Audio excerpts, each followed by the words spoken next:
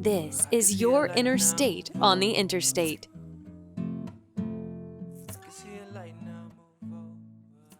Hello and welcome back to your Interstate on the Interstate.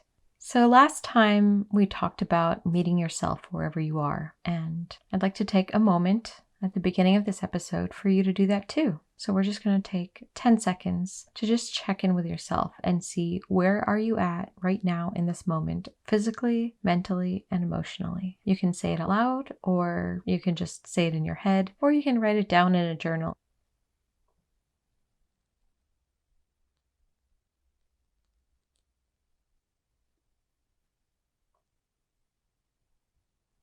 Great.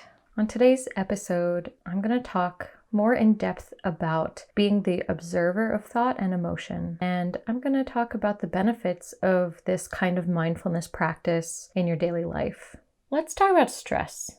So before this whole crisis, one of the things that I noticed when I was in Peru, people would come from all over the world either to visit or for retreats, looking for something that they weren't getting wherever they were coming from, mostly in the Western world. It was just so common to see that people were so stressed out that they didn't even realize it. And they couldn't even feel it or experience it until they came to an environment where there was space to just relax and to breathe. So coming from that perspective, it's just apparent how much people are just inundated with stress in their daily lives. And now, because people are in their homes, they have restrictions to moving, I don't think that the stress has gone away.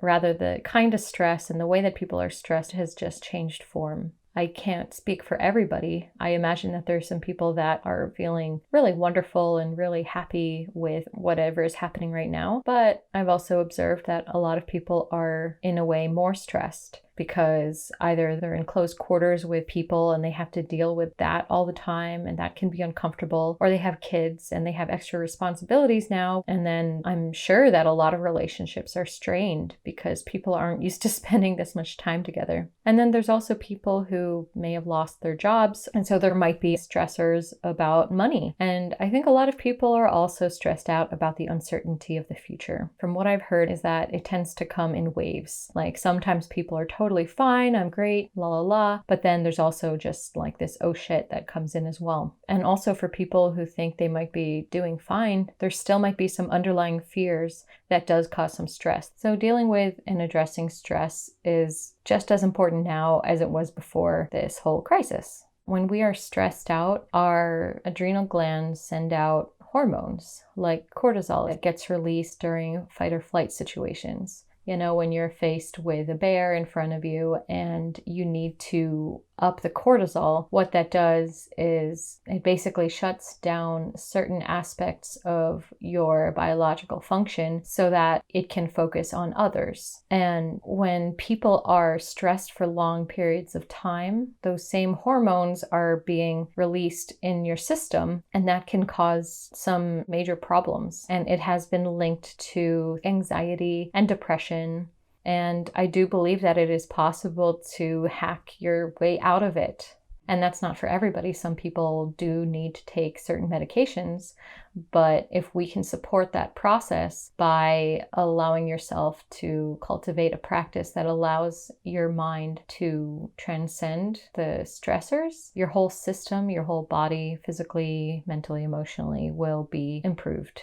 When people are stressed out for long periods of time without the time to relax, it affects your hormones, and that affects your moods, your heart health, blood sugar levels, and your sleep. So I really think that people underestimate how important it is to take some time out for relaxation and for some mindfulness activities. I notice that a lot of people have this pattern of just work, work, work, stress, stress, stress. And then only when there's a sort of tipping point where you can't handle it anymore do people sometimes reach out to me and ask for help. And what I'm encouraging people to do is to find a practice for yourself so that you don't need to get to that point, where you don't need to get to a crisis point, where you can actually learn how to have lower levels of stress in your daily life and in your mind. And that in turn will allow you to be in a much better condition mentally and physically in your daily life. So if you think about having a car, what if you just didn't ever take it for maintenance? What if you didn't get it checked out, if you didn't get the oil changed, if you didn't wash the car, if you didn't do anything like that? Well, it would deteriorate over time. And it's kind of the same thing with our mind and our practices. Over time, we accumulate junk. We'll accumulate a lot of things that we just don't need, that don't serve us. And if we don't take the time to address those things, then they stay there and they end up damaging us over time. I'm not going to prescribe any particular maintenance schedule for you, but I think it's important to take the time to consider that for yourself. What would feel good for you? I notice a lot of people that I talk to or that I've worked with tend to be more reactionary, as in they only seek help when they hit some huge roadblock. So it would be great if you could create for yourself the space for you to listen to your emotions, listen to what your body is telling you. Are there things that you already do? Some people find that doing sports or going on long runs puts them into a meditative state, and for others it might be video games. I personally write in a journal, and I often take some time to have tea and sit with myself. Those are some things that I do. And of course, a regular meditation practice is also amazing. But the point is to consider for yourself what steps you can take to create just a bit more time to check in with yourself. So now I'd like to transition to talking about something I had mentioned in the previous episode, which is about how to be the observer. I like to use this metaphor of being the observer as being like somebody who's on the side of the road, and you can just imagine any kind of road. And being on the side of the road, you just watch as a car goes past from one side to the other, and then another car comes, and another car comes. And when you're there in that position, you're being the observer. And I like to use this metaphor because the cars can be like our thoughts. Like if you're on the side of the road and you're just watching these cars pass, it's like watching your thoughts come and go. Some people think that meditation means to just have no thought, and that's really hard to do. And a lot of people think that they're failing at meditating because they keep having thoughts. And that is just not true. What you can do is to allow yourself to take a step back and to be that person on the side of the road watching the thoughts pass. So it's not that you're trying to stop the thoughts from coming. You just watch them. Like, oh, there's that thought. Oh, and there it goes. Oh, there's another one. And there it goes. And that puts you in this position of being the observer of your thoughts. But what often happens, especially when we haven't developed a practice of being the observer, is that we actually become hostages to our own thoughts. And before we realize it, we've been taken so far away. But the amazing thing is that we can always, always, always come back and choose to be back to the position of the observer. And the more that you practice, the easier it gets. When you first begin meditating, a lot of people have this same issue where they go on these journeys with their thoughts and they feel like such failures and they want to give up. And I'm encouraging you to not give up. I personally have had meditations where the whole hour, 20 minutes, they're just thoughts racing through my head. If you imagine rush hour traffic. But the fact that I have made the effort to be there, that's worth it. Working with plant medicines and in retreats and leading meditations and things like that, I notice that sometimes people that are just flooded with a lot of input, a lot of stimulation and thoughts, there's a period of time where they just need to purge it out, meaning it's just like thought, just so many thoughts that are just so intense that it almost gives you a headache. And I say, great. Sometimes that's part of the process of actually releasing it, because sometimes we're holding on to so many thoughts, but we don't give it the space for it to go. It's almost like a brain dump. So to me, mindfulness is about realizing that you are the observer and that you're not the thought. It doesn't mean you shouldn't have thoughts. It doesn't mean that there are times when you need to be doing things and taking action. But mindfulness is about realizing that you are the observer of everything, and realize that it is possible to be mindful in everything that you are doing.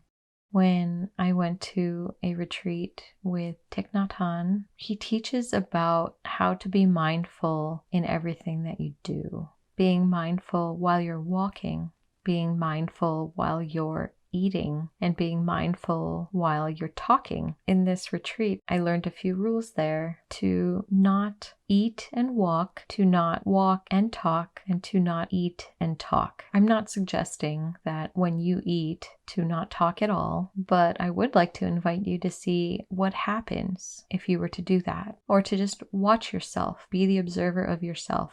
Do you automatically jump onto your phone? Do you automatically start thinking about other things? Do you start talking? What happens? Are you fully present with the food that you're consuming? Are you really tasting every little bit? Or are you thinking about something else? Be mindful of what your patterns are.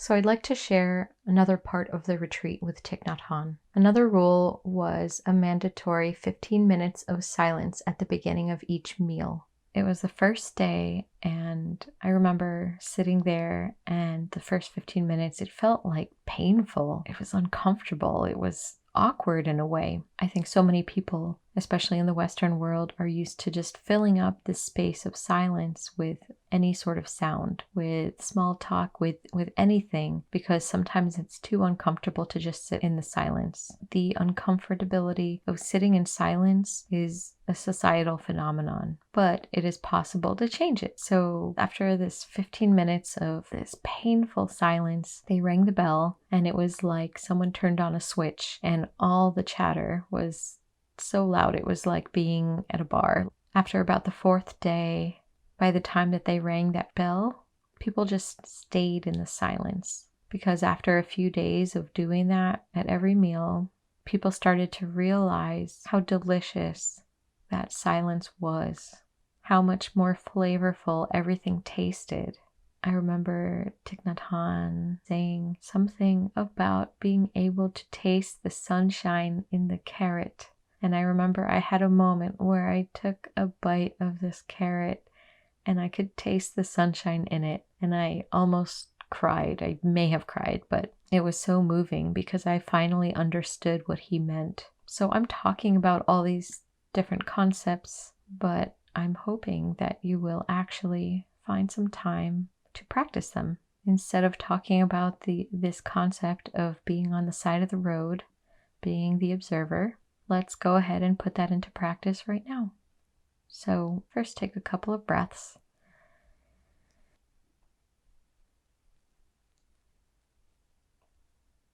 Great. So now just imagine that you are sitting on the side of a road. You can imagine any kind of road, whatever kind of scenery, with your eyes closed. Please use common sense. Don't close your eyes while driving. We're going to just spend 1 minute doing this. And just remember, anytime that you watch yourself get into that car with that thought, just immediately bring yourself back to that seated position, observing the road. And begin.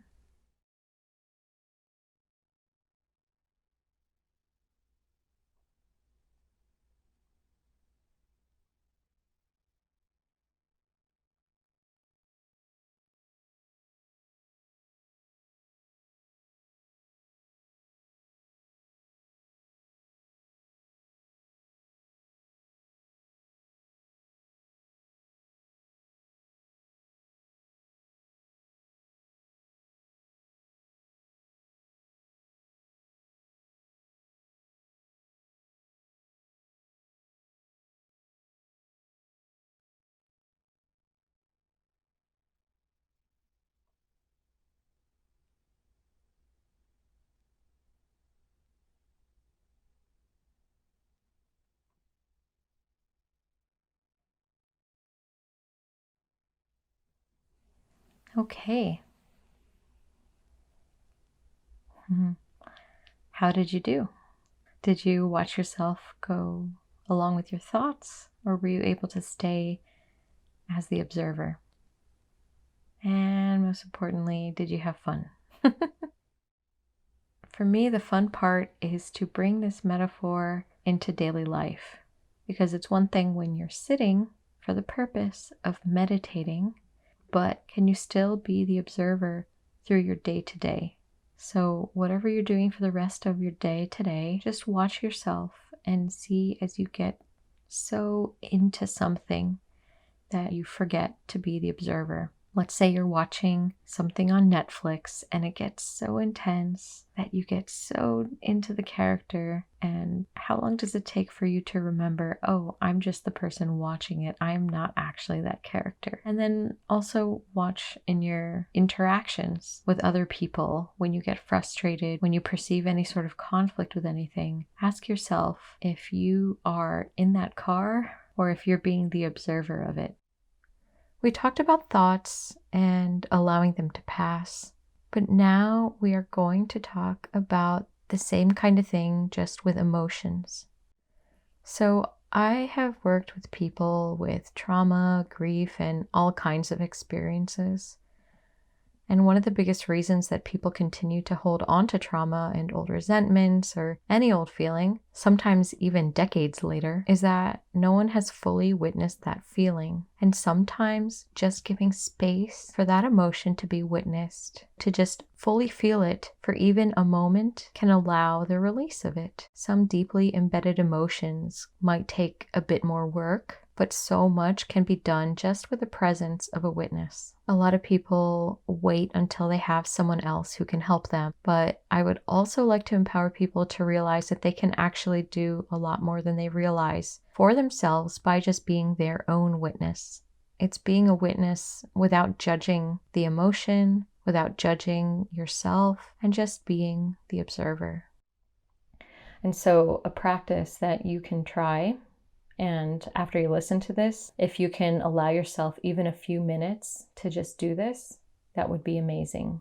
What you can do is to get comfortable. I like lying down because it puts you in more of a receptive state than when you're sitting up or standing up, where you might feel a little more active. And when you're laying down in a more relaxed position, you can tune into more of your subconscious mind and also tune into those suppressed feelings. So just lay down and imagine that you are that person sitting on the side of the road watching your emotions. And you can just watch the sensation of different emotions moving around through your body. Sometimes you might feel it in your heart, or it might move to other parts of your body. Sometimes it might be a wave of emotion that is joy or that is gratitude, but it might also be one that is anger or sadness. And the point is to not think that you are the emotion, but to know that you are the observer of the emotion. And so you can just be there as a witness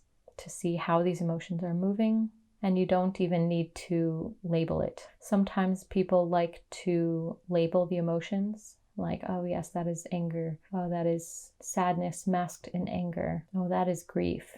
Oh, that came from this incident. But you can just as well not label it, not need to identify it, and just watch it move. In the same way that if you saw a car pass, you might be like, that is a red Buick, or name the exact model and year, but you can also just watch it as it goes by. And there are a lot of people who know that there's some emotion or some incident that they haven't dealt with, that they've been pushing aside and trying to focus somewhere else. But my invitation to you is to take even just a few minutes, even 5 minutes, to listen to what you're feeling right now about that topic or theme or incident. So that's all for today. Thank you so much for listening and joining with me on this journey. And don't forget to share this podcast with a family or friend, someone who you think could use this. And to remember that we're all on this whole journey together. Thank you so much. Have a good day. Bye. I can see a light now, move over. I can see a light now, move over. I can see a light now. Thanks for listening to Your Interstate on the Interstate. For more information, visit yourinnerstate.love. It's falling too. The wind on your face now. Standing in place now. It's all at your pace now.